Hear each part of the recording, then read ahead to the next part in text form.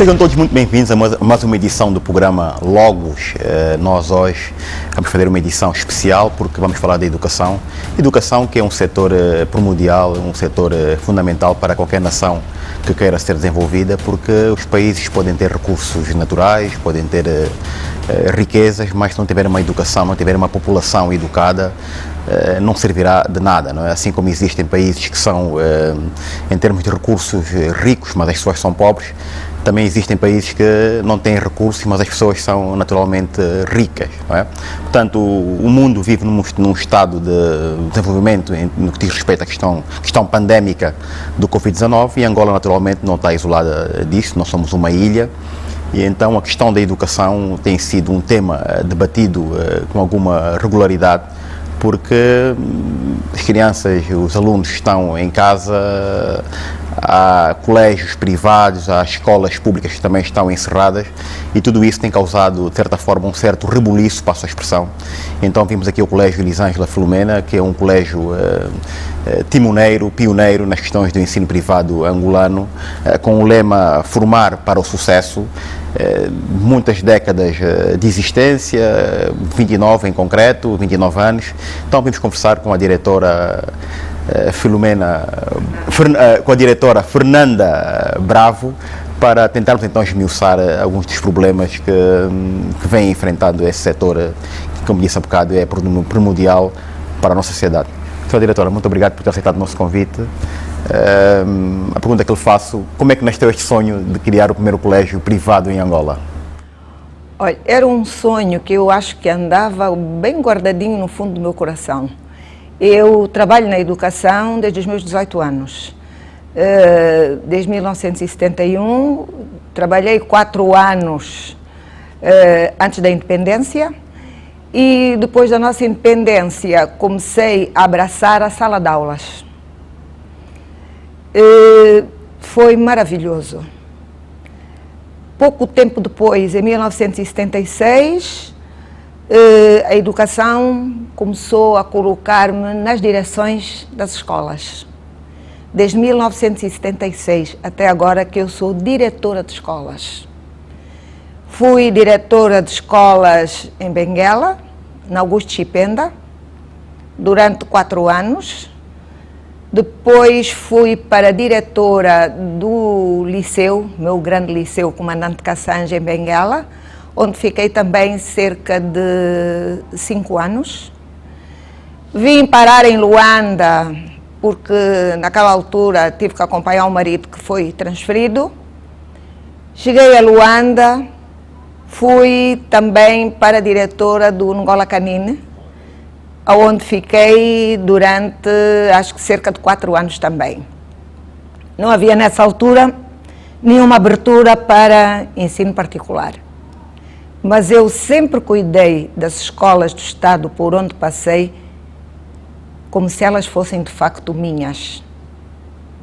Nenhuma escola do Estado por onde eu passei não tinha condições para que as crianças pudessem estar com qualidade. Sempre me preocupei muito em criar condições para professores e depois criar condições para os alunos, quer dentro de sala de aula, quer fora de sala de aula. Sempre fiz isso com o coração, porque educação é coração. Tu não podes pôr a educação como um negócio. De modo que depois, em 1991, o nosso governo, bem iluminado, achou que poderia abrir a educação também para o setor privado. Penso eu que naquela altura eles achavam que nós poderíamos ajudar.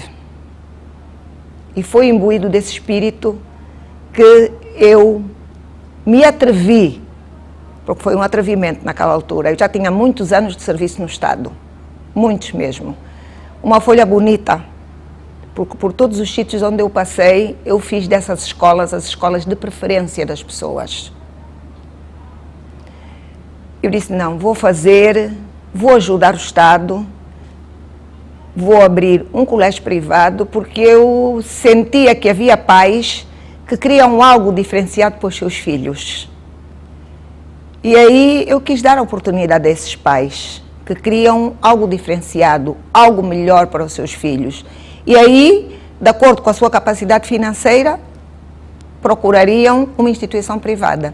E foi assim que no dia 16 de outubro de 1991, eu abri o primeiro colégio privado pós-independência desse país, do qual me orgulho muito, muito, muito até hoje. Muito bem. Costuma-se dizer que a oportunidade faz o homem. Sentiu que esta oportunidade, este anseio, este desejo de criar um colégio privado seria a única forma de criar uma solução alternativa às escolas estatais, ou sentiu que era necessário criar algo diferente? Olha, as duas coisas, um pouco de cada uma delas, porque eu tinha consciência que atrás de mim viriam outros investidores na área da educação. Eu tinha consciência de que iríamos de facto ajudar os pais que queriam um pouco mais para além daquilo que se dava em escola pública, porque nesta altura em escola pública ainda se trabalhava, ainda havia casas de banho, ainda havia professores da minha geração com qualidade na escola pública, ainda havia uma certa ordem, mas havia pais que queriam muito mais que aquilo. E eu fui buscar um pouco de cada para satisfazer os dois lados. Ajudar o Estado, aparecer como um parceiro, porque essa era a nossa intenção, de escolas privadas. Mas ser primeiro, quer dizer, é uma faca de dois gumes. É bom por um lado, mas por outro lado também terá enfrentado obstáculos, quer dizer, incalculáveis, não barreiras incalculáveis. Aliás, até agora, já passaram 29 anos e nós continuamos a encontrar muitos obstáculos, que fomos transpondo nos primeiros anos sozinhos, que fomos aí durante 5 anos, o único colégio ainda, 4, 5 anos, fomos transpondo. Havia situações que nós achávamos até que violavam os direitos das próprias crianças, como por exemplo, que o aluno ia fazer exame e só a nota do exame é que contava. Toda a vivência do aluno dentro do colégio, todas as avaliações, tudo isso era zero. Não havia uma avaliação contínua, é isto, um processo de avaliação contínua? A avaliação só era nossa. O aluno ia fazer exame e só contava a nota de exame. Era muito violento. Uma prova não prova nada. O dia a dia de um aluno é que prova qual é o conhecimento que esse aluno tem. Batalhamos, conseguimos transpor este obstáculo e mais um, e vamos transpondo cada obstáculo, porque nós só encontramos obstáculos, porque o Estado não nos consegue ver como um parceiro. Às vezes sentimos que o Estado nos vê como rivais, um alvo a abater. Não nos consegue respeitar como um privado, que nós somos empresas privadas, pequenas, umas médias e outras pequenas empresas no ramo da educação privados, e nós não sentimos. Mas não parece ser um contrassenso, quer dizer, o Estado, com o leque de responsabilidades que tem, que milhares de escolas que existem pelo país, está preocupado com uma gota d'água, que neste caso era o Colégio Elisângela Filomena. Será que havia aqui uma ciumeira por ser uma escola de referência na altura e até hoje? É isso que está a tentar dizer? Não. Eu nunca consegui fazer um diagnóstico certo de que de facto está por trás de tudo isso, porque eu fui transpondo estes obstáculos, sempre em defesa dos meus alunos, porque naquela altura também o Estado não tinha muita interferência na gestão da instituição. O que é que nós cobrávamos aos pais, como é que os pais nos pagavam, não havia muita interferência ainda, talvez por ser o início. E a nossa luta era mais em defesa das crianças. O que é que nós queríamos que as crianças levassem para exame. Mas depois foram surgindo outros colégios e a interferência foi se sentindo cada vez maior. E ela existe até agora. Muito bem. Em termos de qualidade de ensino, em termos de direção, isso porque a análise que eu faço e olhando para... Eu costumo avaliar os países pelo montante que é alocado no OGE, no Orçamento Geral do Estado, para a educação, não é? Se queremos perceber qual é a direção de um governo, temos que olhar para essa direção. E eu acho que há uma orientação, aliás, Angola também subscreve este acordo, que é o Acordo de Dakar, que os governos devem alocar cerca de 20% para a educação. No nosso caso não é isso que acontece.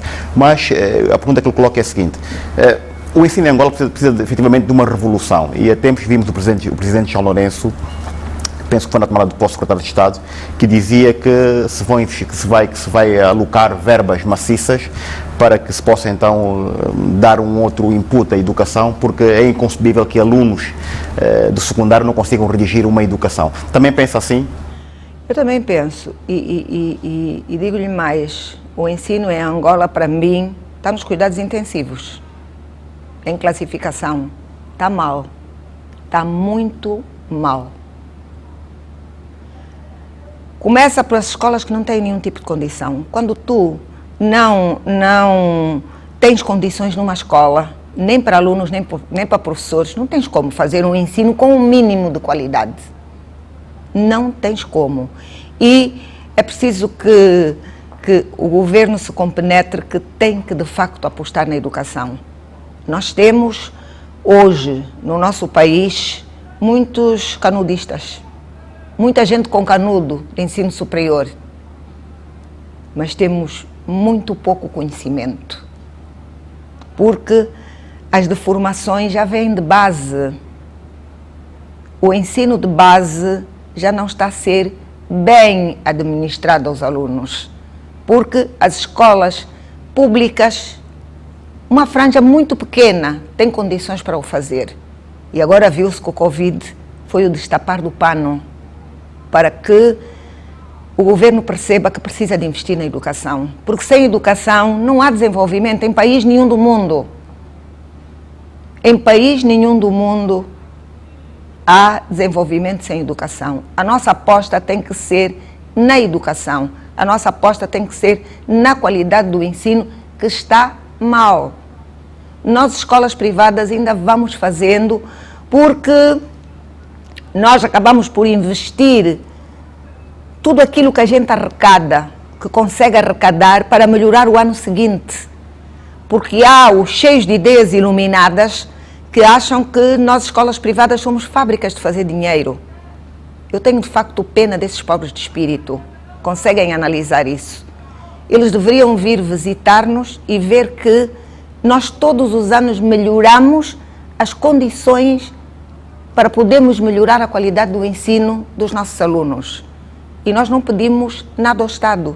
Mas por que acha que há essa narrativa que se pressupõe que os colégios privados tenham rios de dinheiro e que têm que ter agora uma reserva para se aguentarem durante 5 ou 10 anos face à pandemia? Quer dizer, que é uma posição, quer dizer, que faz pouco sentido, porque os colégios privados são uma empresa como outra qualquer, naturalmente, não é? Claro, eu não sei, é aquilo que eu digo. Eu não faço as contas da minha casa, mas vou fazer as contas da casa do meu vizinho. Portanto, o meu vizinho, a esposa ganha X, ele ganha X, tem um filho a trabalhar, eu vou fazer as contas da casa dele. A receita do meu vizinho é grande, então o meu vizinho é rico, mas não faço as contas da minha casa. Porque se fizerem uma ronda pelas escolas privadas, vão ver que, nem todas, mas a maior parte, nós trabalhamos com qualidade. E nós preocupamos-nos em cada ano melhorar isso, e a nossa custa. Porque nós, escolas privadas, só nos sentimos privados porque pagamos os nossos professores e porque pagamos os nossos impostos. Só aí é que somos privados. De resto, é uma ingerência asfixiante naquilo que é a nossa gestão, naquilo que é a nossa administração. Muitas vezes eu me pergunto, quando em 1991 nos disseram, pronto, que é uma economia de mercado, que eu também só me atirei de cabeça por causa disso, porque achei que numa economia de mercado era a lei da oferta e da procura. Se eu fizer melhor, eu vou poder cobrar mais, porque o meu serviço vai ser bom, e aí nós vamos nos posicionar na sociedade. E cada pai vai poder escolher aquilo que está ao seu alcance. Mas quando fala em gerência asfixiante, até onde é que vai a vossa autonomia? Em sítio nenhum. Em sítio nenhum. Nós não temos até hoje, eu tenho 29 anos, fui a primeira, sou a pioneira, nenhum tipo de autonomia. É uma vergonha. 29 anos depois, o Estado tem medo de dar autonomia às escolas privadas. E então o que é que acontece? O que o Estado faz mal, nós também somos obrigados a fazer mal. Por exemplo, nos conteúdos. Com a reforma, existem conteúdos que nunca, se nós tivéssemos autonomia pedagógica, os daríamos naquele ano, naquele lugar, faria parte daquela atividade, nós íamos corrigindo já entre nós aquilo que nós achávamos que estava mal. E hoje poderíamos estar até lá à frente e ajudar o próprio Estado em dizer, olha, nós experimentamos assim, deu o resultado. Então vocês têm também aqui isso. Não, nós somos obrigados a dar até o que está mal. Mas isto me está a dizer a mim, a comunicação flui com o Estado? Vocês conseguem comunicar com os vossos interlocutores? Conseguem falar com as pessoas? Nós conseguimos, nós no início estávamos a dar contribuições ao próprio Estado, na delegação provincial, dentro do Ministério da Educação, nós dávamos as nossas contribuições naquilo que nós achávamos que não estava correto, mas começamos a sentir que era letra morta. Como, por exemplo, eu vou lhe dar um exemplo, que por não termos autonomia, nós temos que fazer mal. Um aluno do 12º ano, da opção de Económicas e Jurídicas, que são alunos que vão para os cursos superiores de Direito e para os cursos superiores de Economia. No 11º ano, a matemática é o último ano em que se dá matemática. No 12º ano, a matemática desaparece. Como é que um aluno que se vai candidatar a fazer exame de economia para entrar numa universidade não tem matemática no seu currículo? Como é possível? É uma incongruência. Como é possível? Se vai ser a base na universidade para este aluno vai ser a matemática. Muitos números, muitas contas, muitas coisas para fazer. Manifestamos-nos que não está mal, tentem corrigir, etc, etc, etc. Nada do coração. Até hoje, as coisas continuam assim, como essas outras e outras e outras e outras, que se nós tivéssemos autonomia, não estaríamos a fazer desse jeito, não estaríamos a fazer assim. Mas é só falar em autonomia que eu acho que eles coçam-se e ficam cheios de borbulhas. Não sei se têm receio de quê, nunca consegui perceber. Já fizemos propostas em cima de propostas. Deem primeiro paralelismo pedagógico, como se faz em todos os outros países. Vamos trabalhar em paralelo. Portanto, vocês podem chegar até aqui, nós chegamos até aqui. Quando tivermos a certeza de que de facto caminha bem, vocês passam para a autonomia. Isso seria até para nós, escolas privadas, uma meta a atingir. Havia aquele despique entre nós, porque todo mundo queria chegar lá. Então, todo mundo ia trabalhando para conseguir alcançar. Penso que o Estado, a única coisa que deveria estabelecer são as regras para que uma escola privada tenha autonomia. Tem que ter isto, tem que ter isto, tem que ter isto, tem que ter aquilo. Não existe isso. Não temos uma luz no fundo do túnel para podermos ter autonomia. A nossa autonomia é só pagar impostos e pagar os nossos professores. De resto, é uma ingerência asfixiante. Bom, falando um bocado da qualidade dos professores, os vossos recursos humanos, eu sei que vocês têm maioritariamente professores nacionais, se foi muito excepcionalmente é que vão buscar professores estrangeiros, e esta qualidade nacional tem mesmo qualidade, passa a expressão. Nós funcionamos aqui como uma escola para alunos e uma escola para professores. Uma escola para alunos, uma escola para professores? Uma escola para professores, porque nós temos consciência de que o Estado é que forma professores. Se me perguntar se forma bem, eu vou lhe dizer que não. Chegam muito crus, mas nós não temos outro sítio para ir buscar melhores. Nós temos que ficar com estes e formá-los aqui dentro.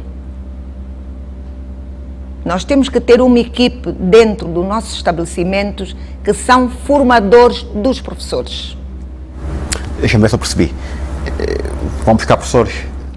Vamos buscar professores que se formam nas escolas de formação de professores. Certo. Venham para aqui, depois têm que passar por um processo de formação para estarem habilitados. Para estarem habilitados, vão trabalhando e nós vamos formando. Temos uma equipe que temos que reforçar com mão de obra estrangeira. Vamos buscar ao sítio onde essa mão de obra é um pouco mais barata para nós, mas vamos buscar a Portugal, temos técnicos aqui. Vamos buscar a Cuba, onde para mim é o top em matéria de pedagogia, de didática. E nós temos esses formadores aqui que trabalham constantemente com os nossos professores. Um professor que entra 2, 3 anos depois, ele já não é o mesmo. Ele sente que não é o mesmo. Mas nós é que temos que formar estes professores. Porque se o vamos buscar de fora e não temos esse cuidado, não conseguimos ter um ensino de qualidade. Eu vou lhe dar um exemplo. É um desastre. Apresentam os currículos. Isso é uma realidade. Apresentam os currículos, a gente vê, acabou o ISED, com defesas de tese de 17 valores, etc, etc, etc. Aquilo, dá-te logo a partir, é um bom quadro. Está a vir com uma defesa desse valor, tem, de facto, aqui notas altas. É um quadro. E, às vezes, é um quadro que 2 dias depois tu tens que dizer não dá e vai. Porque tu vais pelo teu método de observação, apreciando as aulas, e vês erros crassos, como, por exemplo, escrever no quadro começar com 2 S's. Para um indivíduo que fez curso superior e que te apareceu com um certificado de 17 valores de média. Não pode, como professor, escrever começar com 2 S's. E outros erros. Então, nós aqui, para que, de facto, consigamos manter a qualidade do nosso ensino, temos que trabalhar com os alunos e trabalhamos com os professores. E isso custa dinheiro. E é isso que o vizinho, que não consegue fazer as contas dele e se preocupa em fazer as contas do outro, não percebe que os nossos custos operacionais são altos quando queremos ter algum padrão de qualidade naquilo que a gente fez. E o que de facto nos entristece muitas vezes é que esse feedback conseguimos receber de fora, do estrangeiro. Que é de facto do estrangeiro aonde nós conseguimos receber os elogios. Quando vão daqui os nossos alunos e ingressam nas universidades no estrangeiro e ingressam para fazer os mestrados no estrangeiro e vêm de lá aqueles elogios enormes das escolas onde eles estão a ingressar. A tal ponto que nós, Elisângela, aí mais ou menos há uns 9 anos, 10 anos atrás, nós fomos agraciados com um prémio de negócio por excelência que veio da onde? Da Suíça. Nós aqui não somos elogiados, nunca ninguém nos deu um elogio. Sim, mas isso é uma coisa muito angolana, a gente não estamos já habituados a isso. E da Suíça aparece para te dizerem que tu tens que ir lá receber uma medalha de ouro porque foste avaliado com essa medalha por negócio por excelência. Aliás, eu não sei se é essa expressão, vocês têm um convênio com a Universidade Católica de Lisboa e de Luanda, presumo eu, não? Em Angola nós já tivemos um convênio durante 10 anos, porque o convênio era para esse tempo. Com a Universidade Católica? Com a Universidade Católica, onde os nossos alunos, com média de 14 valores, ingressavam diretos na Universidade Católica pela qualidade que eles tinham. Muito bem. Então a Universidade Católica tinha todo o interesse, porque é uma universidade de top. É uma universidade de referência. É, de facto, aquela que eu digo que é uma continuação do Elisângela. Em tudo. Em tudo. Na formação do próprio homem, em tudo. Eles dão continuidade àquilo que é o nosso trabalho. E nós conseguimos ter, durante 10 anos, esse convênio com essa universidade, que eles absorviam os nossos alunos e ela valeu durante 10 anos, que era o convênio. Temos um convênio também com um colégio em Portugal, que nos recebe os nossos alunos que vão daqui mesmo com a disparidade do início do ano letivo. Eles conseguem sair daqui, acabar as suas provas e os seus exames em novembro, que entra para dezembro, e ingressam lá diretamente no ano seguinte. Portanto, tu precisas de ter trabalhado bem para poderes merecer a confiança. Eu peço desculpas por estar a insistir nessa questão dos professores, mas os professores que vêm para aqui já vêm mutilados, passa a expressão. O que é que nós devemos fazer? Nós, como sociedade, e a vossa geração, que é mais velha naturalmente, uma geração muito bem formada também, o que é que se deverá fazer urgente, de forma muito urgente, para além das questões financeiras, embora os problemas aqui em Angola se resolvam essencialmente com dinheiro, mas o dinheiro não é tudo, naturalmente, não é? O que é que nós podemos fazer para colmatar este mal pesado, não é? Eu penso que aí o Estado tem que investir, não tem como. O setor da educação, aliado ao da saúde, porque a saúde só existe porque existe o da educação, porque existiu o professor. O Estado tem que investir, e tem que investir urgentemente. Mas investir seria o quê? Seria dar uma verba que fosse possível ir-se melhorando a qualidade. Temos que melhorar a qualidade dos professores. E isso só é possível se de facto as escolas tiverem uma verba. Porque veja, há escolas novas, há escolas do Estado novas, há escolas do Estado com professores que têm vontade de fazer bem, porque até sabem, mas não têm como fazer bem, porque não têm uma verba. A escola do Estado, que foi bonita, fizeram casas de banho bonitas, puseram um gerador mais potente que aquele que nós muitas vezes conseguimos comprar como privados, que tem o tanque d'água, que tem tudo isso, mas não tem dinheiro para pôr isso a funcionar. Se eu não tenho dinheiro, como gestor de uma escola pública, para comprar uma cisterna d'água quando não existir água, para comprar combustível para pôr no meu gerador quando eu não tiver combustível, quando não houver luz, que isso acontece com muita regularidade. Com muita regularidade.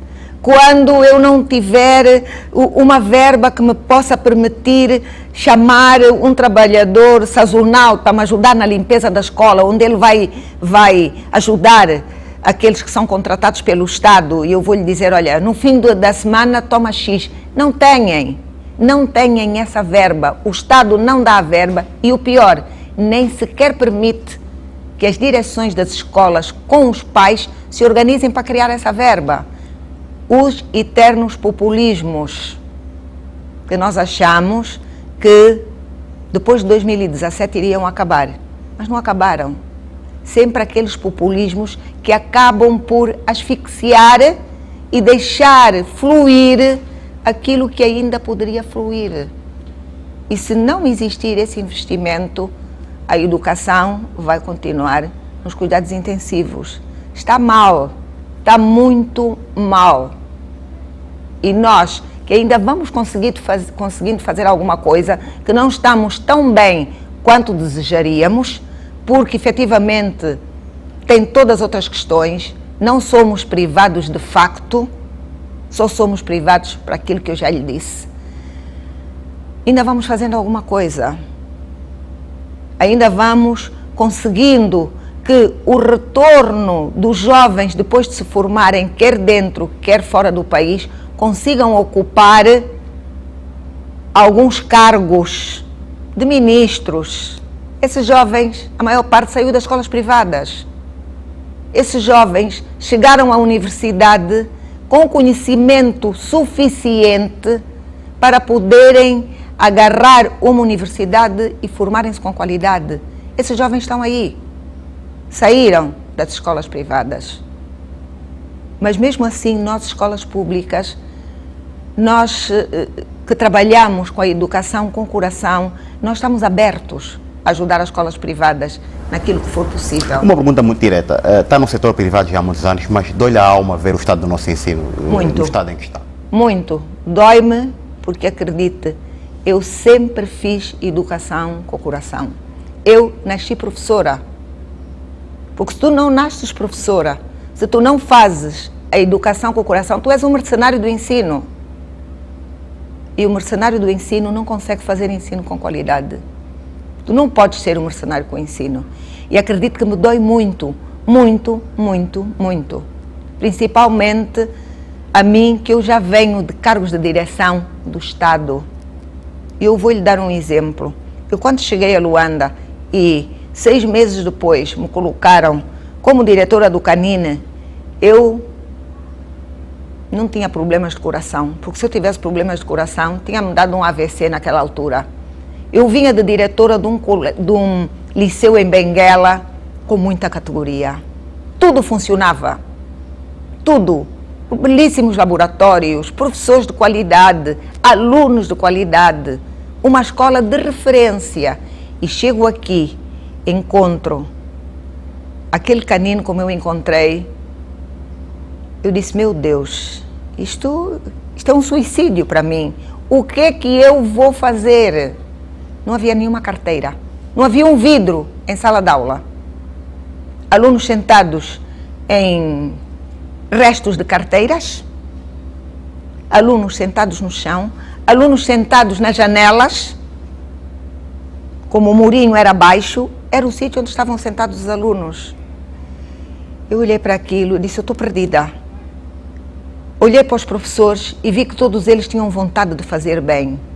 Eu disse, não, vamos encontrar uma saída. Encontramos uma saída. Comecei a procurar quem pode ajudar. Formei uma comissão de pais, com pais que poderiam ter alguma influência em poder ajudar. Trabalhamos em conjunto. Fui pedir ajuda, camarada Dino Matrosse, que vinha de governador de Benguela, que eu naquela altura conhecia. Eu disse, eu preciso que me ajude, porque eu não vou conseguir trabalhar assim. E os pais começaram-se a dedicar, e fomos buscar aqui, e fomos buscar ali. Acredito que 1 ano depois, eu tinha o Canine como uma escola de referência em Luanda. Era a escola, 1 ano depois, onde todos os pais queriam colocar os filhos. 1 ano depois, havia carteiras para todo mundo, porque os pais ajudaram. Os pais militares ajudaram-me muito.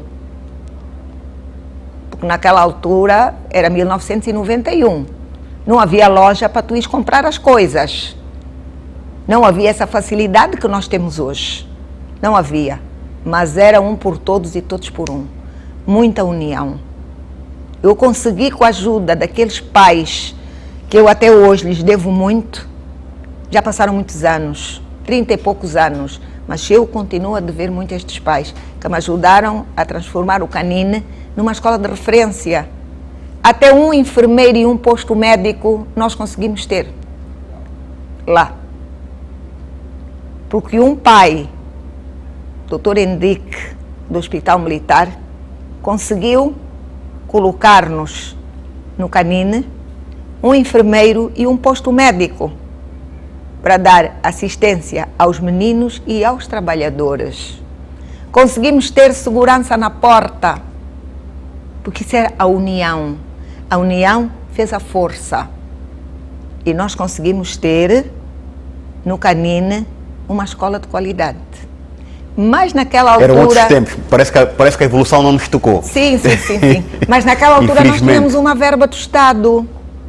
Tínhamos, que nós geríamos com várias rubricas, que o Estado nos dava essa verba, naquela altura. Nós geríamos a verba por rubricas e apresentávamos as contas ao Estado. E o Estado fiscalizava. E a coisa fluía. Hoje não funciona por isso. Mas também vou dizer que em 1991 eu abri o meu colégio, voltei ao Canine 5 anos depois e ele estava quase como eu encontrei. Degradado completamente.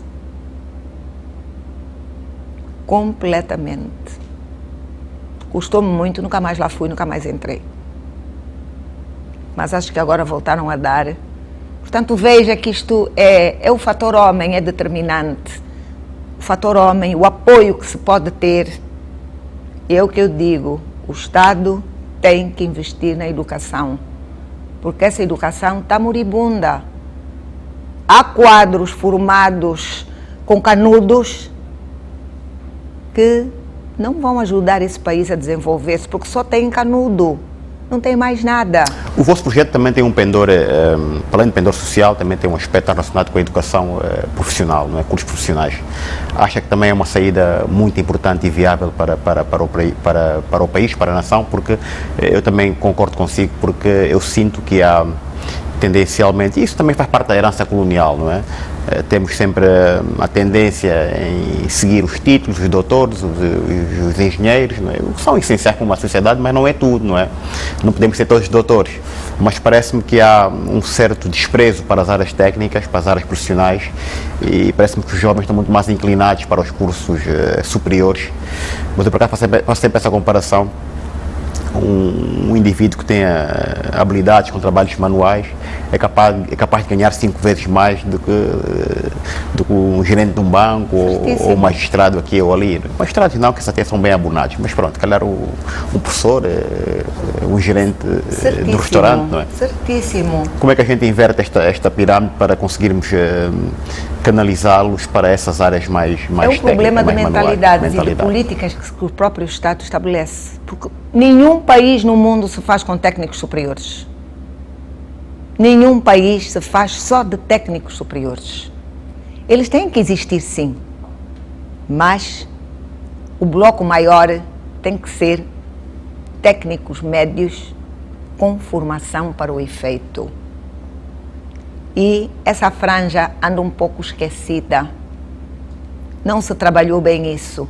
Por isso é que apareceram milhares de universidades, mesmo as privadas, por causa dessa procura. Porque chegou a um ponto que as pessoas acharam que só seriam alguém se fossem técnicos superiores. Alguns para resolver o seu problema em relação a um salário melhor. Foram para as universidades fazer essa formação, porque depois iam apresentar esse canudo, quer na educação, quer em outros organismos do Estado, quer privados, e iam ter um salário melhor. Outros por vaidade e muito poucos por saber fazer. E então... Esta vaidade faz um bocado parte da construção social, não é? Sim. Ter boas notas, ir para a universidade, ter um bom emprego, depois casa, tens filhos, tens muito dinheiro, é isso. Adoram esse nome. Adoram esse nome, ser doutor. Mas quando chegou a altura de colocar a mão na massa, existe alguma dificuldade. E essa mentalidade que se criou na sociedade é que acabou por desvalorizar o técnico médio profissional, porque este é importantíssimo. Porque eu posso ter numa obra grande um arquiteto, 2 ou 3 engenheiros de construção civil, mas eu tenho que ter o grupo que faz a coisa acontecer. São os outros técnicos que estão abaixo disso. E é aí onde nós de facto temos que investir, tentar fazer com que as pessoas comecem a pensar que um país não é feito só de técnicos superiores. O técnico médio também é importante. Porque até abaixo do técnico médio, aquele que não teve a possibilidade de chegar ao ensino médio, mas um técnico de base, até esse é importante. Um bom serralheiro, um bom pintor, até esse é importante. Criar-se estruturas que consigam de facto formar esses técnicos e que depois de formados não se percam. Porque há de facto, o Ministério da Administração criou-nos algumas escolas de profissionais, mas depois é preciso haver cadeia. Ele foi formado aí, mas depois ele já tem que saber para onde ele vai. Tem que ser direcionado. Tem que ser direcionado. Não pode ser formado aí, fica por aí, depois não sabe o que é que vai fazer daquilo que aprendeu, por vezes até num espaço curto, porque o resto ele ia aprender com a prática. Não tem onde trabalhar, é para vir um assaltante, vir um delinquente, e assim engrossamos a fileira de as coisas menos boas. Claro. Aliás, há uma máxima que diz que boas escolas fecham muitas cadeias. Mas, na sua ótica, como é que se compreende que um país como o nosso tem ainda números muito volumosos, mais de 1 ou 2 milhões de crianças que estão fora do regime de ensino. Olha, isto penso eu que é porque falta de fazerem um trabalho de casa bom. O Estado não está a fazer bem na área da educação os trabalhos de casa. Que seriam? Que seriam investimento, verbas para fazer escolas. A escola tem que estar em quase todos os sítios. E essas escolas não estão. E aí apareceu o ensino privado para poder ajudar. E esse ensino privado é que é empurrado pelo Estado para trás.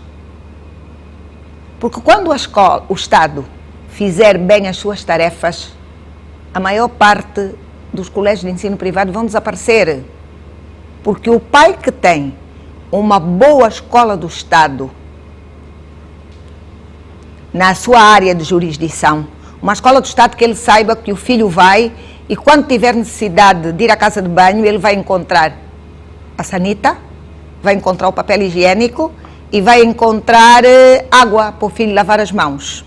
Ele vai encontrar um professor com qualidade dentro da sala de aulas, ele vai encontrar alguma segurança para o filho na escola.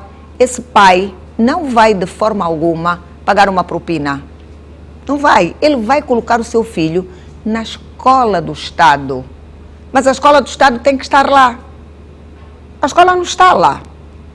Quem chega lá primeiro é a escola privada. Ou seja, o privado passa a ser a única solução. Porque os pais não têm alternativa. Eu vou lhe dar um exemplo. A minha empregada, que tem um salário base, e dentro do salário base ela ainda gasta no transporte. Chegou uma altura que ela me pediu um valor porque queria pagar o colégio do filho. E eu perguntei, tu tens o teu filho no colégio por quê? Tu não podes pagar um colégio. Não, eu tenho meu filho no colégio porque não tem nenhuma escola do Estado nas redondezas. O Estado não está lá. Então, 5 mil, 10 mil, o privado chegou. Então esse privado tem que ser acarinhado pelo Estado, porque ele chegou lá, ele está a ocupar aquelas crianças. Aquelas crianças não fazem parte da estatística das crianças fora do sistema. Mas não acha que se o Estado preenchesse esses vazios, o privado deixaria de ser um problema? Foi o que eu lhe disse. Se o Estado preenchesse esses vazios só por si, numa economia de mercado, muitas escolas privadas vão deixar de existir. Porque o pai não vai tirar das suas economias para pagar a escola quando lhe faz falta para outras coisas. E as escolas privadas vão ficar só para os pais que podem, para os pais que querem de facto diferente. E aí nós, escolas privadas, poderíamos competir com as escolas privadas estrangeiras que ninguém lhes toca. Nós somos capazes de fazer igual ou melhor, se nos deixarem fazer. Mas na sua ótica, por que há essa discriminação? Não consegui perceber ainda. Acredito que com 29 anos que eu tenho de ensino privado, eu ainda não consegui perceber aonde está essa alergia. Eu só consigo achar que é populismo. É. Por quê? Porque como o Estado não responde positivamente nas necessidades das pessoas... Mas aqui há uma grande incongruência, há uma grande contradição, porque nós temos a tendência de pensar que aquilo que é estrangeiro é que é bom, é que é ótimo, é que é excelente, mas depois vocês, olhando para o vosso universo populacional de alunos, temos aqui filhos expatriados também a estudar nos vossos colégios e com notas excelentes. Portanto, vê-se que o problema está mesmo só na hierarquia do poder. O problema só está na visão de quem está lá em cima. Porque se nos deixarem de facto trabalhar, nós vamos fazer bonito. Porque, por exemplo, as escolas estrangeiras existem aqui, têm os seus estatutos, ninguém lhes incomoda, fazem o seu preço, que deveria ser igual para nós. Preço, qualidade, oferta, procura, deveria ser para nós também assim. Mas não é. Nós somos sempre empurrados para trás. Às vezes eu ainda penso, será porque os filhos, alguns já não têm idade de filhos, os netos não procuram as escolas privadas angolanas, procuram as escolas privadas estrangeiras, onde pagam e não há absolutamente manifestação nenhuma, porque se for as escolas privadas estrangeiras, vai ver que a lotação é de angolanos, que são pais que pagam, cada um procura a que mais se adapta ao seu bolso. Estou plenamente de acordo. Se eu tenho capacidade para pagar para o meu neto uma escola internacional e eu quero este ensino diferenciado para ele, eu pego no meu neto e vou por lá. Mas eu tenho que aceitar, porque procurei todas as condições da escola. Eu não posso dizer que a escola é cara. Se for caro, eu não ponho, procuro uma outra. Estrangeira também, se ainda não descolonizei a minha mente, se ainda não consegui perceber que o nacional também é bom, ainda acho que o que vem de fora, que o que é estrangeiro é que é bom, mas eu vou, procuro, coloco, aceito, faço o contrato com aquela escola e só tenho que cumprir. E com as nossas deveria de ser assim. E não é por quê? Porque eu acredito que, pronto, para um pai colocar um filho no Elisângela, que tem uma propina que nem sequer é uma propina cara, nem sequer é a propina que nós deveríamos cobrar pela qualidade do trabalho que nós apresentamos, mas é aquela que nós achamos intermédia. Se eu vou procurar esta escola é porque eu tenho capacidade de pagar esta escola. Eu não posso dizer que a escola é cara. Se é cara, eu não vou lá. Nós, colégios privados, não fazemos parte da cesta básica do país. Cesta básica do país pode entrar escola pública. Nós aparecemos como algo diferenciado. Mas a ingerência do Estado naquilo que é nosso é gritante. Eles deveriam deixar que as regras de jogo fossem estabelecidas entre nós e o nosso cliente. O mercado, sim, claro. O mercado determinava. Nós e o nosso cliente. E o Estado só fiscalizava. E fiscalizar tinha que ver o quê? Se estamos a pagar os nossos impostos, se estamos a cumprir com as metas que eles estabeleceram e deixassem que a parte financeira fossem das duas partes, de quem presta o serviço e de quem recebe. Mas não conseguimos isso, porque vem logo meter a foice na seara alheia. Por quê? Porque há pais que de facto não têm capacidade de pôr um filho no Elisângela.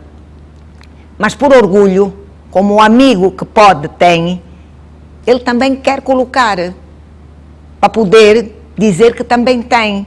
E depois aparecem as dificuldades. Não consegue pagar. E é esse que aparece a gritar que o Estado tem que ver, o Estado tira o filho, porque não consegue. Tu não podes gritar que é cara, porque tu, à partida, foste informado de como é que eram as coisas. O livre-arbítrio, não quer. Claro, e como meia dúzia de pessoas gritaram, o Estado aparece com populismos a meter a foice numa seara que não é dele. Muito bem. Bom, já vamos para questões mais concretas relacionadas com essa medida. Enfim, houve um comunicado por parte da vossa escola, dos vossos colégios, com uma suspensão do corpo docente, não é? Por questões relacionadas mesmo com esta questão do Covid-19 e manutenção de salários. Naturalmente isso não será fácil. E falando de salários, acha que os professores angolanos têm alguma dignidade salarial? Não. Eu sou assim muito breve. Não. Acha que não? Eu própria digo-lhe que eu acho que os meus professores merecem muito mais do que aquilo que eu lhes pago. Quisera eu poder, no espírito da oferta e da procura, poder ter uma propina melhor para poder pagar muito melhor os meus professores. Eu só consigo pagar aquilo que eu tenho de receita no equilíbrio. Porque nem aqui, nem mesmo no Estado, os professores têm um salário condigno. Não têm. As questões pedagógicas, a questão da qualidade, isso é... Nós vamos gerindo isso. É importantíssimo, não é? Mas professores bem pagos fariam boas escolas também, não? Sem dúvida alguma. Sem dúvida alguma. Mas aí tinha que vir atrás outra coisa. A escola de qualidade para o professor ser bem pago. Porque eu vou dizer, olha, o meu professor primário, o meu não, do Estado, a partir do mês tal ele começa a ganhar 500 mil kwanzas. Para fazer o quê? Para encontrar uma escola sem porta? Para encontrar uma escola que tem 70 alunos dentro de uma sala? Nem ele vai ficar satisfeito por ganhar aquele valor, porque ele não vai conseguir administrar uma aula de qualidade. Esse pagamento vai ser desonesto por aquilo que ele vai conseguir fazer. Não pode ter 70 alunos dentro de uma sala de aula. Não pode ter uma sala de aula com 70 alunos e 20 carteiras. Não pode, de forma alguma. Não tem como. Bom, uma dos motivos que nos fez convocá-la, e obrigado por ter aceitado para esta conversa, foi o vosso comunicado em relação a este tema de suspensão de alguns professores, digamos assim, não é? Muito por conta deste processo sine die, indefinido, até quando é que o ano letivo retomará ou não, não é? E nós ficamos preocupados porque são uma medida draconiana, que passa a expressão. Então queríamos ouvir de si, primeira voz, para saber o que é que se está a passar de concreto. Olha, isto é mais uma das ingerências do Estado no setor privado. Porque nós somos de facto privados. Nós estávamos a gerir toda essa situação perfeitamente bem com os nossos encarregados de educação. Estávamos. Trabalhamos 2 meses, apareceu essa pandemia, as crianças tiveram que ficar em casa e nós tivemos que buscar mecanismos para chegar à aula a casa. Nunca pensamos em trabalhar online, nunca pensamos. Não estávamos preparados. Tivemos que nos readaptar. Fazer uma revolução. Completa. Nós tínhamos professores, aqueles já da minha era, que não foram habituados às novas tecnologias, tiveram que entrar. Tivemos que fazer um investimento grande, muito grande. E isso num curto espaço Num curto espaço de tempo. Sim.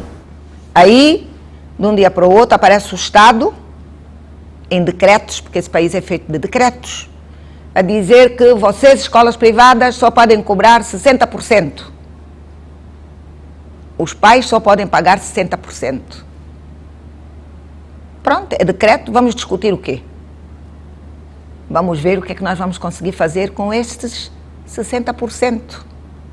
Porque o próprio decreto dizia que os outros 40% os pais iriam pagar depois.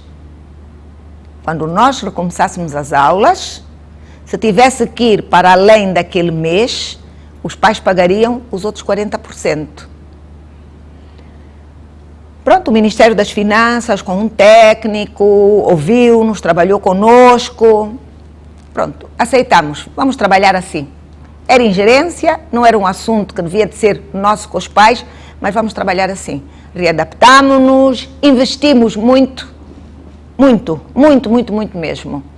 E acredito que já estávamos numa fase muito adiantada do nosso trabalho em casa com as crianças. De um dia para o outro, sem ninguém nos perguntar absolutamente nada, fizemos as nossas contas do que daria para pagar aqueles 60%, porque apareceram os pais bom pagadores, mas há sempre os pais mal pagadores, são aqueles que eu lhe disse, que põem um filho, mas não podem ter aqui, mas por vaidade querem ter aqui. Portanto, tínhamos uma franja que não pagava, mas a franja que pagava dava para equilibrar. Cortamos algumas despesas fixas, porque não tínhamos os alunos aqui presentes, mas ia dando para fazer o pagamento dos salários. Nós, até o mês de junho, pagamos 100% dos nossos professores. E aí íamos vendo, íamos negociando com eles, íamos dizendo, olha, as receitas deste mês não dão para 100%, mas olha, vamos pagar 80%. Dá para todo mundo ter as panelas lá em casa a funcionarem e já tínhamos tudo programado para trabalhar assim. De um dia para o outro, quando nós achávamos que nos iam resolver outras questões, de um dia para o outro aparece um comunicado a dizer corta.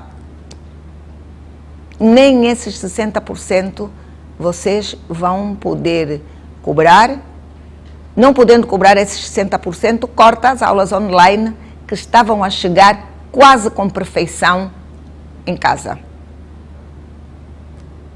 O que fazer? Numa instituição privada, onde tu és obrigado a cortar a única fonte de receita que tu tens, que não era suficiente, mas com algumas poupanças que vinham de trás, com uma boa gestão daquela parte dos pais que te pagavam os 60%, tu tinhas feito contas e ias conseguir. Ir dividindo o mal pelas aldeias. Íamos dividindo o mal pelas aldeias. E como é que os pais reagiram a essa situação? Muito mal. Os pais estão possessos, porque têm os filhos completamente abandonados lá em casa. Por quê? Porque se pôs na mesma panela um aluno do ensino superior e um aluno do ensino de base para tomar uma decisão. Um aluno do ensino de base vai dos 4 anos até os 17 anos. Ele precisa de estar ocupado. E um aluno do ensino superior é um adulto. Ele é um adulto. E a maior parte dos alunos do ensino superior até são trabalhadores, estudantes. E os pais agora estão de mãos atadas, que não sabem o que é que vão fazer dos filhos. Quando eles já estavam habituados, nós tínhamos um horário. Nós trabalhávamos como se os meninos estivessem na escola. Os meninos sabiam que tinham aulas Zoom, onde se iam ver todos, e a professora, e eles iriam trabalhar, e os pais estavam ali a acompanhar esse processo. Os pais estavam satisfeitos. Nós temos recebido mensagens de apoio dos pais que não faz ideia. Mas uma vez a impressão com que ficamos é que o Estado toma estas medidas com base naquilo que são as suas experiências, e aqui não exagero nenhum, as dificuldades que há com as escolas públicas, na gestão das casas de banho, energia, luz, água corrente, quer dizer, os privados também levam também a reboque. Nós fomos arrastados, mas o que precisa de ser bem dito, e tem sido bem dito, nós não estamos a querer que os alunos venham para a escola, porque é um risco. Não é que a escola seja um lugar de contaminação. Lugar de contaminação pode ser até a nossa casa. Mas nós, particularmente, eu tenho cuidado de uma vez por semana, de 15 em 15 dias, falar com os meus encarregados de educação, mandar-lhes uma mensagem. E a última mensagem foi nisso, que eu acho que eles estão muito mais seguros em casa que na escola. Só para que os nossos amigos consigam perceber, como é que essas aulas, e importa sublinhar isso, eram administradas aqui no Colégio Elisângela Filomena? Portanto, nós tínhamos quase todos os professores a trabalharem. Portanto, estávamos ligados com os pais e com os alunos pelo WhatsApp, onde dávamos as aulas online que eram gravadas pelos professores. A aula chegava a eles. Claro que não é nos 45 minutos, porque depois os alunos teriam os livros, onde iriam seguir todas as instruções dos professores. A seguir vinham as aulas Zoom, que eram aquelas aulas que os meninos se sentavam e entravam nas aulas Zoom, onde eles se viam uns e outros e com a professora iam trabalhando aquele conteúdo que tinha ido online, onde os meninos eram inclusivamente avaliados. Mostra-me, por exemplo, como é que fizeste essa operação. Eles enviavam, olha, está mal, corrige aqui, corrige ali. Estava uma pequena maravilha. Mas na sua ótica como também professora, educadora e naturalmente envolvida aqui no projeto do colégio, acha que este modelo, honestamente, funcionou bem? Olha, acredito que para mim este modelo veio para ficar, que eu não sabia que era uma ferramenta tão preciosa. Claro que numa época dessas, de pandemia, eu não quero os meninos aqui e nós vamos trabalhar com isso. Mas acredite que quando tudo estiver bem mais calmo, nós vamos trabalhar semipresencial, porque é uma mais-valia. O menino pode a qualquer momento entrar no conteúdo que o professor lhe deu lá em casa. Está gravado? Está gravado. Ele pode, nas aulas presenciais, professor, eu não entendi aqui ou não entendi ali. Como é que vamos trabalhar? Essa é uma ferramenta que nós, ensino privado, nunca mais vamos largar, porque nós não tínhamos noção de quanto ela é importante. ela vai nos fazer melhorar muito mais a qualidade do nosso ensino de escolas privadas. Acaba por ser um mal que veio É bem. um mal que veio por bem, acredite. Nós temos professores que não sabiam nem como ligar um computador. Hoje estão ali a trabalhar nas aulas Zoom com formação que levaram daqui, com ajuda, alguns professores até dos próprios filhos, que já estão nas faculdades, que já são adultos, que vão ajudando, olha, aqui vamos fazer assim, ali vamos fazer assim, e nós temos trabalhado. E nós até já tínhamos programado fazer avaliações presenciais, mandar vir alunos, 10 de cada turma, num espaço aberto, onde iríamos colocar 10 carteiras, onde eles viriam, os pais ficariam de um lado, à espera que eles terminassem uma prova presencial, iriam para casa, que é para ter uma avaliação com um bocado de mais consistência. Porque na última comunicação em família que eu fiz aos pais, eu disse a eles que ficava a nossa promessa de no próximo ano trabalharmos a dobrar, porque vamos ter muito trabalho. Porque ficaram muitas lacunas, muitas coisas que não foram bem consolidadas. Mas isso no próximo ano nós iríamos trabalhar com essas ferramentas novas, que já conseguimos quantificar o valor e o peso que elas têm, e com a experiência dos professores. Bom, uma narrativa que, enfim, eu aqui na posição que estou, talvez não seja tão elucidado, mas muitos pais e muitas pessoas têm dito, ou seja, agarram-se a esta lei, que eu penso que é a lei das sociedades comerciais, penso que é a lei número 1 de 2004, que há uma obrigatoriedade das sociedades comerciais terem alguma reserva legal para casos como estes, né? Já falámos há bocado que as pessoas tendencialmente dizem, tá, mas os colégios têm dinheiro, como é que agora não conseguem sobreviver, não é? Por outro lado, o que eu perguntava é, acha que os colégios vão conseguir sobreviver se não houver aqui medidas concretas por parte do Estado para que isso dê uma reviravolta, porque senão daqui a tempos isso, quer dizer, será uma fatalidade, passa a expressão. Ninguém vai conseguir sobreviver. Eu não vou conseguir sobreviver, tenho 29 anos de estrada, eu não vou conseguir sobreviver. Vão conseguir sobreviver aqueles, talvez, que tenham colégios, mas que começaram grandes. Nós que começamos pequenos e que fomos crescendo sozinhos, não vamos conseguir sobreviver. Porque falar em reservas... Mas o Elisângela já é um gigante. Já, mas à custa do próprio Elisângela. À custa dessas reservas que nós fomos fazendo e que nós fomos investindo na melhoria das nossas condições. Porque nós somos colégios, nós não temos fábricas de fazer dinheiro. Porque o próprio Estado... Estão aonde as reservas do Estado? Consegue dar-nos uma noção do tamanho do vosso corpo docente, por exemplo?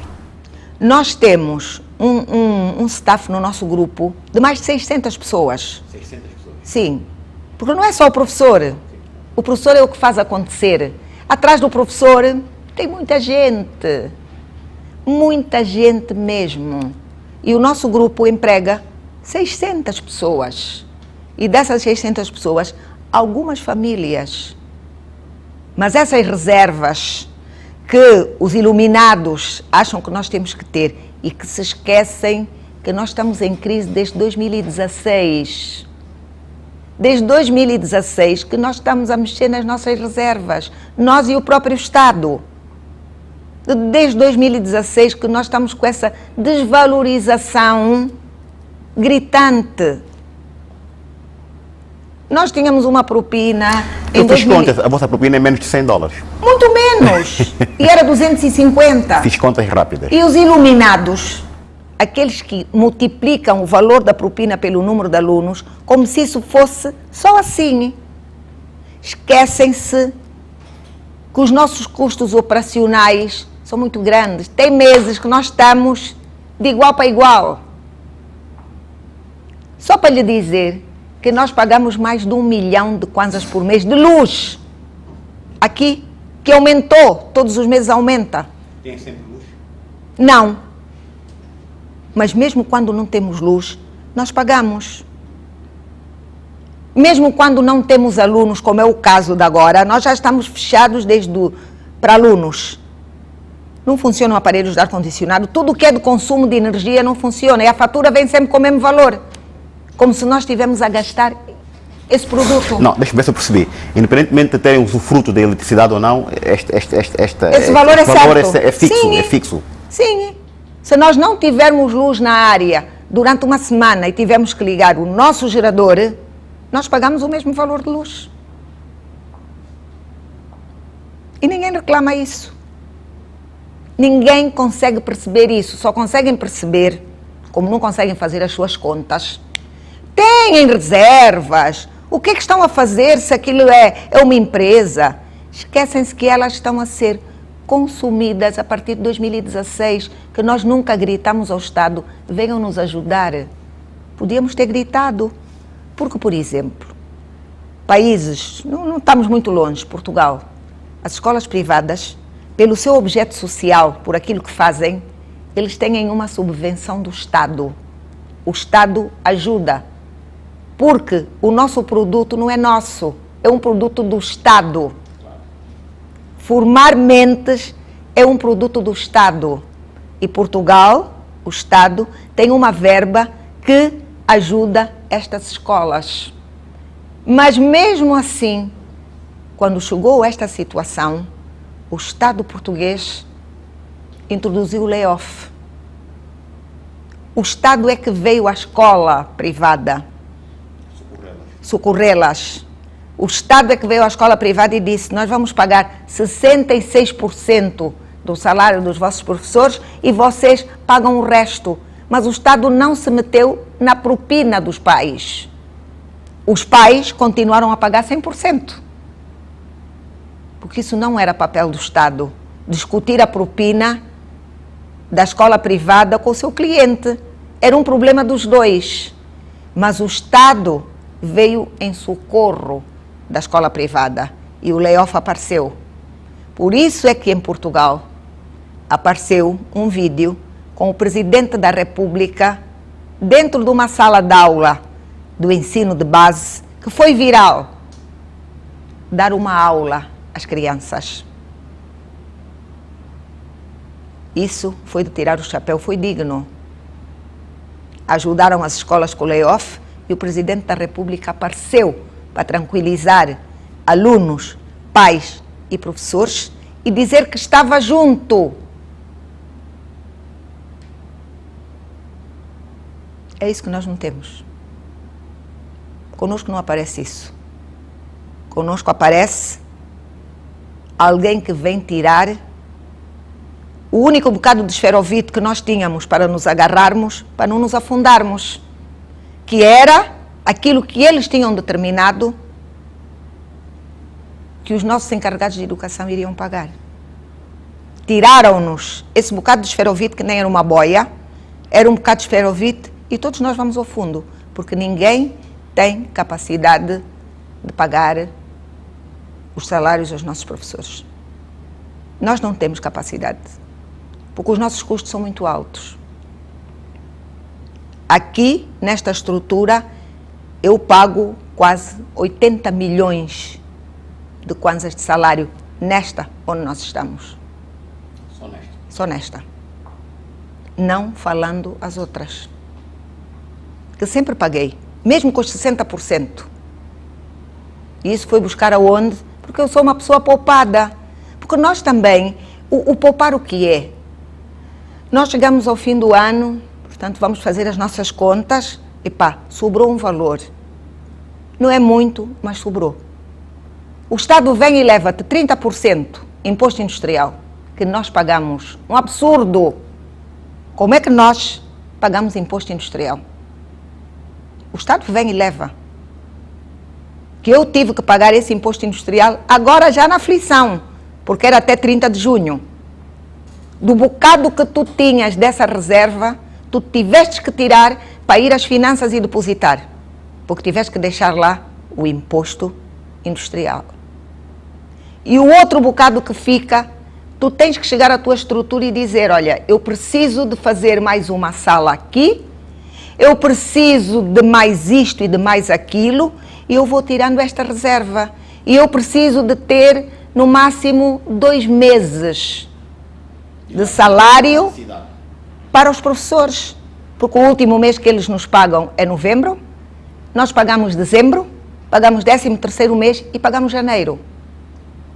Sem receitas e sem ajuda de ninguém.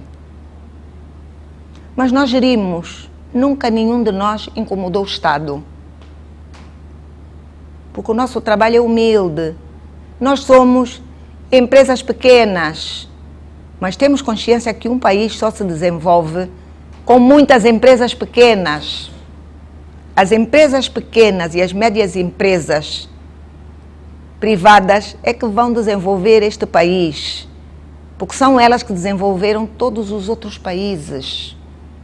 E enquanto houver essa asfixia das pequenas empresas e das médias empresas, esse país não vai desenvolver. Com muita mágoa. Eu sinto-lhe na alma, dói saber que milhares de angolanos podem ir para casa. Acredite, eu há muitos dias que eu não durmo, porque eu estou do lado dos meus trabalhadores, mas eu não vou conseguir fazer omeletes sem ovos. Não vou conseguir. E não vou enganar ninguém. Com essa medida do Estado, de nós não podermos aceitar aquilo que os pais nos estavam a pagar, eu não tenho, é a única fonte de receita que nós temos para poder pagar os nossos professores, para poder pagar toda a máquina que vem atrás, que não são só os professores. Nós não temos como, porque nós, inclusivamente, nós não temos um fundo de desemprego nesse país, nunca foi criado. Nunca foi criado. Descontamos, nós empresas pagamos a segurança social, porque o trabalhador paga 3%, nós pagamos 8%. É muito dinheiro que nós mensalmente pagamos para juntar o pouco que o trabalhador paga para ele um dia poder usufruir. Segurança social. Segurança social, fora outros impostos. Bom, estamos já na reta final da nossa conversa, mas eu tenho que perguntar como é que é a relação com os vossos pares, com os outros colégios privados, face a todo este problema que, enfim, que toca a todos, não é? Mas vocês têm uma boa relação? Temos uma boa relação, nós temos que estar unidos. Nós temos que estar unidos, porque a dor de um é a dor de todos. E foi o que eu lhe disse, nós nascemos pequenos, pensando grande. E eu tenho muitos colegas que têm empréstimos bancários que tiveram que fazer esses empréstimos para melhorar as condições dos seus colégios. E eles têm um compromisso. Eu ainda não referi, nós já fizemos aqui algumas captações de imagens, mas sentimos que houve aqui um esforço hercúleo no sentido de se fazer um investimento em material de biossegurança. E dou-lhes os parabéns porque, pronto, também os colégios estão paralisados, mas pelo que pude perceber, as questões de biossegurança estão bem salvaguardadas, as casas de banhos estão limpinhas, tem sabonete nas saboneteiras, coisa rara, até os bancos em que fui, nem isso tem também, portanto, desde já dou-lhes meus parabéns, mas não é fácil. Depois de tanto investimento com aquelas máquinas de vaporização a entrar, uma máquina daquelas, que são caríssimas, mais de $1 milhão. Como viu, só aqui nós temos 3, porque uma não ia resolver. Então nós tivemos que investir em não sei quantas para todo o sítio. Este lado tem 3, o lado dos pequeninos tem 1, o outro lado vai ter 2, 1º de Maio tem, Benguela tem. Quer dizer, nós investimos em tudo que estava ao nosso alcance para podermos garantir a segurança das nossas crianças. Porque nos disseram, vamos investir em materiais de biossegurança e tudo que não tenho, a gente compra. O que é preciso mandar vir de fora, nós mandamos vir de fora. E de uma hora para outra, sem ninguém nos perguntar nada, não nos chamaram para dizer, olha, nós estamos a pensar assim, vocês que são nossos parceiros, o que é que acham?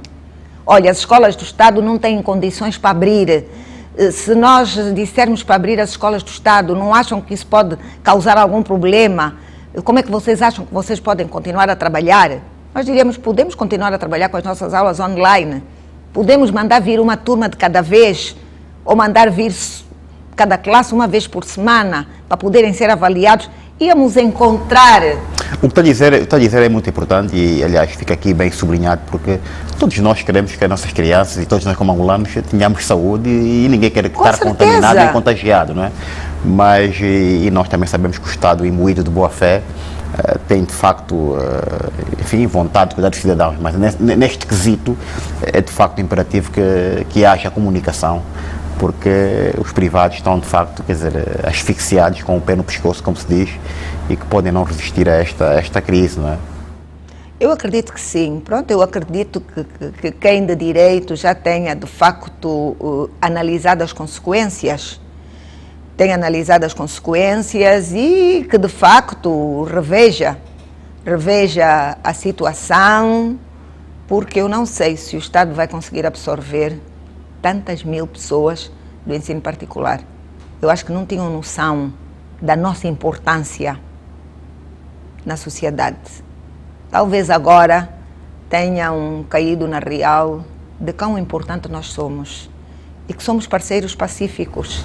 E estes jovens que agora estão no governo por aqui passaram, será que um dia vão conseguir fazer essa revolução? Ai, muito orgulho. Ou também se vão envaidecer e vão perder o sentido? Não, o que eles levaram aqui de base é para não se envaidecerem. Porque se isso acontecer, eu vou lá e puxo-lhes as orelhas. Porque não foi isso que eu lhes ensinei. Eu ensinei-lhes a serem humildes, independentemente do lugar aonde eles chegarem. Foi isso que nós ensinamos. E eu espero que eles continuem imbuídos desse espírito. Mantém contato com alguns? Procuram, reconhecem? Apoio, contacto. Fico muito orgulhosa, muito orgulhosa de ter contribuído para que eles chegassem ali.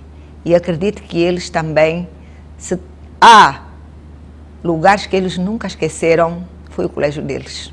Andaram nas melhores universidades fora desse país, mas a marca que lhes vai na alma é: eu fui aluno do CEF. Se entrarem nos Facebooks deles, em tudo, está lá como primeira referência. Eu fui aluno do Elisângela Filomena, eu fui CEF. E eu entro e falo com eles, e eles às vezes dizem: diretora, estás no nosso grupo, assim não vamos poder conversar e fazer surpresas. Eu disse: não, podem fazer surpresas. E eles às vezes vêm e fazem almoços aqui. Ficou uma marca muito grande. Eu tenho muito orgulho. Os meus médicos, os meus engenheiros, os meus membros do governo, tenho muito orgulho. E não podem perder a humildade. Porque aqueles que estão lá em cima, se perderem a humildade, eles vão perder a diretora deles também, porque não foi isso que eu lhes ensinei. Esses alunos do CEF, sobretudo que estão lá em cima, não perderam a humildade, solidariedade. Solidariedade não é dinheiro, mas é, quer dizer, este tipo de solidariedade entre nós, como angolanos, como nação. Vocês por aqui passaram, tiveram o privilégio de ter uma educação de qualidade, uma educação angolana. Portanto, faço também este apelo que estejamos todos solidários. Eu não andei no CEF, mas andei no Canina no tempo em que a diretora também era lá diretora. Portanto, acho que o país vive um período não muito bom, mas se estivermos unidos, acho que conseguiremos todos superar estes problemas. A questão da educação é primordial e eu começo, conforme acabei de dizer, que um país que queira evoluir, queira desenvolver, tem que efetivamente de apostar neste setor, porque nada nos vale termos ouro, diamante, petróleo, se não conseguimos extraí-lo, se não conseguimos explorá-lo. É um bocado clichê falar do Japão, mas pronto, é um país que tem poucos recursos naturais, mas tem aquilo que é mais essencial, que são os recursos humanos, né? É o cérebro que é pensar.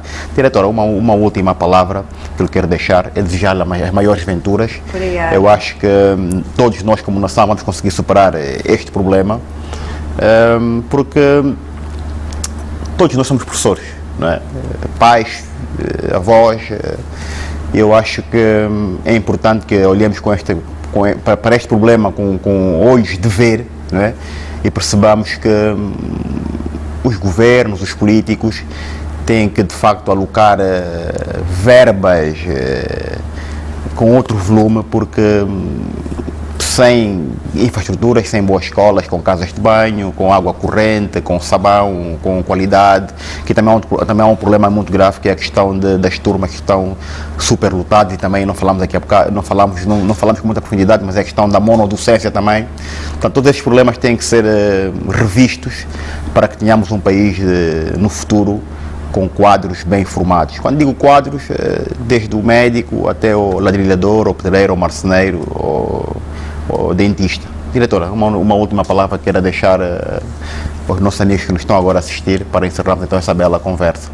Olha, eu quero deixar, pronto, os meus alunos, os meus encarregados de educação, que me possam estar a ouvir, tranquilidade. Vamos, de facto, pedir a Deus que ilumine o caminho daqueles que fazem as leis, pedir também que faça com que essa doença passe o mais rapidamente para que consigamos tocar para frente a nossa vida.